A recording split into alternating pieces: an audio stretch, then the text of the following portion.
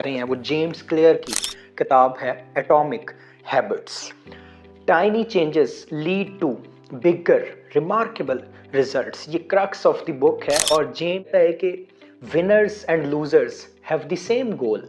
जीतने वाला और नाकाम होने वाला दोनों ही जीतने का गोल लेके ही आते हैं, लेकिन अगर आप सिर्फ 1% डेली खुद को बेहतर करें तो you would end up being 37 times better in a year. तो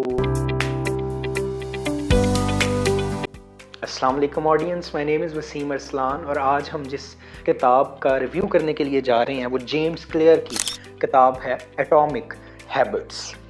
tiny changes lead to bigger remarkable results, ये क्रक्स ऑफ द बुक है। और जेम्स क्लियर को कहा जाता है कि वो master of habitual self development के तौर पे वो सबसे पहली जो बात वो करता है वो कहता है कि अगर आप सिर्फ 1% डेली खुद को बेहतर करें तो you would end up being 37 times better in a year. तो इसको वो 1% फार्मूला का नाम देता है कि अगर आप रोज़ाना 1% खुद को बेहतर करते हैं तो एक साल में 37 गुना आप बेहतर हो चुके होंगे। इसमें जो सबसे मज़े की बात वो करता है वो डिफ्रेंशिएट करता है बिटवीन गोल्स एंड सिस्टम्स। तो वो कहता है कि winners and losers have the same goal. जीतने वाला और नाकाम होने वाला दोनों ही जीतने का गोल लेके ही आते हैं, लेकिन फ़र्क क्या होता है कि सिस्टम पे कौन फोकस करता है। सिस्टम से वो मुराद लेता है प्रोसेस, यानी गोल्स जो है वो it is about the target और reward, while systems is about the process to which achieve that goal. वो कहते हैं कि हम में से ज़्यादा लोग जो हैं वो हमेशा नज़र रखते हैं गोल्स पे कि हम ये बनेंगे, लेकिन उसके पीछे छुपी एफर्ट, प्रोसेस और माइलस्टोन्स के बारे में वो कभी भी एफर्ट नहीं करते। आप देखें, अगर आपने वाकया सुना है पिकासो का, उसकी फ़ीमेल फ़ैन एक उसको मिलती है रास्ते में और उसे कहती है कि मुझे कुछ ड्रा करके दें, स्केच करके देता है वो उसको, और वो बड़ा उसको आंसर करती है कि ये 5 मिनट में आपने बना के जैसे जान छुड़ाई है कि आप टाइम लें, कुछ अच्छा सा ड्रा करके दें। तो वो हंसता है और वो कहता है कि आप अगर मार्केट में इसको लेके जाएंगी तो इतने लाख रुपए आपको मिल जाएंगे। वो मार्केट में चली जाती है एक दिन लेके, और आर्ट और आर्टिस्ट की पहचान रखने वाले फ़ौरन पहचानते हैं कि ये तो पिकासो का ड्रा किया हुआ स्केच है, और वो उसे ऑफ़र करते हैं कि हम इतने लाख देंगे। वो वापस आती है पिकासो के पास से कहती है how is it even possible कि 5 मिनट में ड्रा की गई तुम्हारी चीज़ जो है वो इतने लाख रुपए में बिक सकती है। तो वो हंसता है और वो कहता है कि आपने ये 5 मिनट देखे हैं, इस 5 मिनट के पीछे इस काबिल और इस स्किल को इस हद तक हासिल करने के लिए इट टुक मी 30 ईयर्स। तो मेरी फराग ने क्या खूब कहा है कि ये नहीं देखते कितनी है रियाजत किसकी, लोग आसान समझ लेते हैं आसानी को। तो ऐसा नहीं है, जो पर्सन कुछ बनता है, किसी गोल को अचीव करता है तो एक लंबी लिस्ट होती है उसकी एफर्ट्स और सैक्रिफाइसेस की। हम यहाँ पे गलती करते हैं, इसलिए वो कहता है कि winners and the losers have the same goal, but वो कहता है कि not to focus on goals but process और सिस्टम। नेक्स्ट वो बात करता है कि your habits shape your identity. आपकी आदतें बताती हैं कि आपकी शनाख्त क्या है। और वो कहता है कि every action you take is a vote for the type of person you want to और यू विश टू बिकम। आप जो बनना चाहते हैं, आपका हर फैसला, हर अमल उस तरफ दिया गया, उस हक में दिया गया एक वोट है। यानी वो एक, आपने अगर मूवी देखी हो, बड़ी शानदार मूवी है वी फॉर वेंडेटा, और उसमें वो कहता है कि we are what we stand up for, यानी हम वही हैं जिन आइडियाज़, जिन आइडियोलॉजी, जिन ओपिनियंस के लिए हम खड़े होते हैं, तो वो हमारी आइडेंटिटी बन जाती है। तो वो कहता है कि स्मॉल हैबिट्स जो है वो आपकी आइडेंटिटी को डिक्लेयर करती हैं, शेप करती हैं। अगली बात जेम्स क्लियर करता है, वो कहता है कि the goal is not to win a marathon, the goal is to become a runner, the goal is not to read a book, the goal is to become a reader. कि ये कोई नहीं है, स्टार्ट में हर कोई energetic होता है, एक किताब पढ़ ली, 2 पढ़ ली, कहता है किताब पढ़ना मकसद नहीं है, हैबिट को डेवलप करना मकसद है। बड़ा जोश लगा के एक मैराथन जीत लेना मकसद नहीं है, बल्कि रनर बनना। यानी रोज़ाना वो कहते हैं स्मॉल स्टेप्स लें, आप डिवाइड करें अपने टारगेट को, और वो इसके लिए रूल बताता है 2 मिनट्स रूल। यानी आप ये तय कर लें कि रोज़ाना किताब पढ़नी है, तो ये ज़रूरी नहीं कि 4 पेज पढ़ने, आप कहें कि रोज़ाना किताब लेके बैठना है, 2 लाइन्स पढ़ें आप, हैबिचुअल जो है प्रोग्रेस और सेल्फ इम्प्रूवमेंट का यही फार्मूला है कि आप टाइम टेबल बनाने से ही पढ़ाई शुरू करेंगे, आप स्केच करने से ही करेंगे, लेकिन रोज़ाना जब बैठने की आदत बनाएंगे तो आप आहिस्ता आहिस्ता फिर पढ़ना भी स्टार्ट कर देंगे। तो वो कहता है कि किसी भी आदत को अपनाने के लिए उसको 2 स्टेप्स में आप डिवाइड करें। नंबर 1 वो कहता है कि आपने कोई भी हैबिट अगर अडॉप्ट करनी है तो आप सबसे पहले बताएं कि decide what identity you want to assume, आप किस आइडेंटिटी को हासिल करना चाहते हैं इस आदत के थ्रू। नंबर 1। नंबर 2 स्टेप वो फिर बताता है कि आप फिर स्मॉल स्टेप्स लें, यानी आप अपने आप को कॉन्फिडेंस दें थ्रू स्मॉल विंस, छोटे छोटे माइलस्टोन और रिवार्ड अपने लिए रखें कि अच्छा अगर मैं ये काम कर लूँगा तो फिर ये वाली चीज़ जो है वो डेवलप हो जाएगी, इसका मुझे ये रिवॉर्ड मिलेगा। अच्छा वो बताता है कि हाउ हैबिट्स वर्क, के हैबिट्स वर्क किस तरह से करती हैं। तो वो हैबिट लूप बनाता है और 4 स्टेप्स बताता है। नंबर 1 क्यों, किसी चीज़ का इशारा मिलना या ये डिसाइड करना कि आदत मुझे अडॉप्ट करनी चाहिए। नंबर 2 वो कहता है कि फिर आपको उसके बारे में क्रेविंग डेवलप करनी है कि ये मुझे काम ज़रूर करना है। नंबर 3 पे आता है एक्शन और रिस्पॉन्स, फिर आप एक्चुअली उस हैबिट को परफॉर्म करते हैं। और नंबर 4 पे आता है रिवार्ड, आप एंड पे सेटिस्फैक्शन फील करते हैं या कोई आपको उसका आउटकम मिलता है तो हैबिट डेवलप हो जाती है। फॉर एग्जांपल अगर कोई सेल फोन है, इट रिंग्स, तो ये क्यों है, और जो आप में क्रेविंग पैदा करता है कि अब मैं फ़ोन उठा के देखूं किसकी ईमेल है, किसका फ़ोन है, किसका टेक्स्ट है।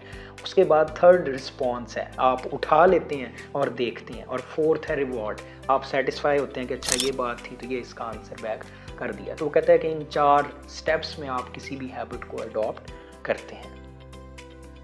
अगली बात जो जेम्स क्लियर करता है वो बताता है कि 3 तरह के सर्कल्स होते हैं जिनसे हम वो इमिटेट करते हैं उनकी हैबिट को। वो कहता है कि we imitate the habit of 3 group of people. Number 1 the close, जो हमारे क्लोज सर्कल में लोग होते हैं। अभी पिछली बुक के रिव्यू में हमने बात की कि अगर आप 5 इंटेलिजेंट लोगों की कंपनी में बैठते हैं तो छठे आप होंगे, और अगर 5 बेवकूफ़ों की कंपनी में बैठते हैं तो भी छठे आप होंगे। नंबर 2 वो कहता है दी मैनी, यानी जहाँ पे मेजॉरिटी जिस चीज़ को फॉलो कर रही होती है तो साइकोलॉजिकली इंसान उस हैबिट को फॉलो करना स्टार्ट करता है। ऑल्दो इसके बारे में मार्क ट्वेन ने कह रखा है कि whenever you are at the side of the majority it's time to rethink, कि जब भी आप देखें कि 2 वोट के दरमियान आप जो है वो मेजॉरिटी की साइड पे हैं तो रीथिंक कर लेना चाहिए, कहीं आप मेजॉरिटी को देखकर गलत फैसला तो नहीं कर रहे। लेकिन हैबिट्स डेवलप करने के लिए हम इन्फ्लुएंस होते हैं मेजॉरिटी से। नंबर 3 वो बताता है द पावरफुल, ऐसे लोग जो किसी डेजिग्नेशन पे या इन्फ्लुएंसर्स हैं या वो बड़ी पर्सनैलिटीज़ हैं, एक्टर एक्ट्रेसेस, ये सारे लोग सेलिब्रिटीज़, उनको हम साइकोलॉजिकली जो है वो फॉलो करते हैं। यानी हमें ब्रेक डाउन करना पड़ेगा कि इन 3 लोगों से हम साइकोलॉजिकली उनकी हैबिट्स को ना चाहते हुए भी कॉपी चूँकि करते हैं, तो फिर वाइजली इन 3 तरह के लोगों को चूज़ किया जाए। अच्छा जेम्स क्लियर थोड़ा डिफरेंट ओपिनियन देता है। वो कहता है कि motivation is overrated, what matters is environment. Motivation उतनी ही देर काम करती है जितनी देर आप किसी मोटिवेशनल स्पीकर को सुन रहे हैं या कोई motivational book, self help book पढ़ रहे हैं। You feel motivated and charged and gear up the moment you complete that book, तो आप दोबारा उसी रूटीन पे काम कर रहे होते हैं।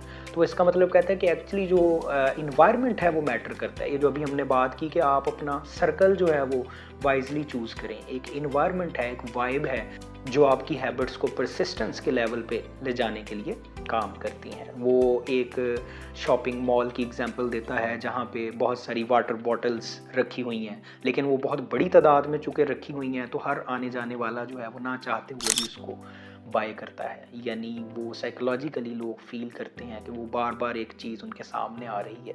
तो वो कहता है इसी तरह जो है वो हमारा सर्कल और इन्वायरमेंट है जो हमें अच्छी आदतों को परसिस्टेंस के साथ अडॉप्ट करने में हेल्प आउट करता है। उसके बाद फिर वो अगेन कहता है कि genius is not born rather trained and educated, कि जीनियस जो हैं वो बॉर्न नहीं होते बल्कि वो अपनी स्किल के थ्रू, अपनी एजुकेशन के थ्रू, अपनी ट्रेनिंग के थ्रू बनते हैं। कोई माइनर टैलेंट हो सकता है लेकिन उसको पॉलिश खुद करना पड़ता है। तो इसके लिए वो हैबिट अच्छी को अडॉप्ट करने के लिए बात करता है कि walk slowly but never backward, कि आप आहिस्ता चलें, डजेंट मैटर जितनी भी स्पीड है, लेकिन कभी भी क्विट ना करें, बैकवर्ड स्टेप ना लें। उस आदत को परसिस्ट करते जाएं, चाहे कितनी ही स्लोली आप उसको डेवलप क्यों ना कर रहे हों। उसके बाद वो बात करता है माइक्रो एवोल्यूशन की, यानी एवोल्यूशन की और रेवोल्यूशन की बातें तो सारे लोग ही करते हैं, ओवरनाइट चेंज। वो कहता है कि नहीं, हैबिचुअल सेल्फ इम्प्रूवमेंट के लिए ज़रूरी है माइक्रो लेवल पे इवॉल्व करें आप, छोटी छोटी चेंजेस जो हैं वो लेके आएँ, ऐसी जो शायद पहले दिन नोटिसेबल भी ना हो, या हफ्ता 10 दिन 1 साल नोटिसेबल ना हो। यानी पूरी बुक का जो क्रक्स है वो है यही कि एटॉमिक हैबिट्स, यानी habits are the atoms which build our identity. वो स्मॉलेस्ट पार्टिकल है, तो उसको आप जो है वो तरतीब से रखते जाते हैं, तो फिर आपकी असल आइडेंटिटी जो है वो बाद में एक्सपोज होती है, वो एग्जिबिट होती है। तो वो फिर इस बात को दोहराता है कि माइक्रो एवोल्यूशन की बात की जाए, बिल्कुल छोटे लेवल पे आप चेंजेस लेके आएं। चाइनीज़ बैम्बू ट्री की एग्जांपल देता है, जो 4-5 साल तक जो है वो when seed is buried in the earth in the soil, तो लोग उसको पानी दे रहे हैं, सारा कुछ कर रहे हैं, और नथिंग अपीयर्स, कुछ भी ज़ाहिर नहीं हो रहा। देखने वाला पागल कह रहा है कि पता नहीं कौन सी हैबिट है। तो वो रूट्स की बात करता है कि वो रूट्स अपनी बना रहे हैं, और जब वो बैम्बू ट्री जो है वो निकलता है ज़मीन से, तो वो फिर वीक्स में कितने कितने फीट जो है वो अपनी हाइट लेता है, और सारे लोग उसको जो है वो एक्नॉलेज भी करते हैं। वो कहता है कि इसी तरह जो है वो small changes even they may look like unnoticeable, हो सकता है कि वो आपको नोटिसेबल भी ना लगे चेंजेस, लेकिन when you compare after a year, after months, आप कंपैरिजन करते हैं तो आपको पता चलता है कि tiny changes lead to remarkable results. तो इस किताब का यही बेसिक क्रक्स था कि आप स्मॉलेस्ट चेंज अपने आप में डेवलप करें, लेकिन डेली बेसिस पे, और उसमें परसिस्टेंस का होना ज़रूरी है। परसिस्टेंस सबसे बड़ा की फैक्टर था। हमने जो बुक इससे पहले रिव्यू की नेपोलियन हिल की, थिंक एंड ग्रो रिच, अगर आपने उसका रिव्यू नहीं देखा हुआ तो आप उसका भी रिव्यू इस लिंक में देख सकते हैं।